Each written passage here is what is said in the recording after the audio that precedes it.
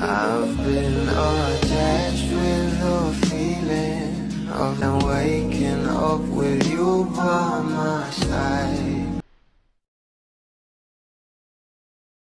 Grabe nga talaga at inaabangan ang bawat eksena ng Can't Buy Me Love nila Donnie at Bel Mariano, na kung saan ay talaga namang inilabas na nga rin sa social media ang Christmas Station ID ng ABS-CBN, na kung saan ay nakita nga natin ito ang ating Donnie at Bel Mariano.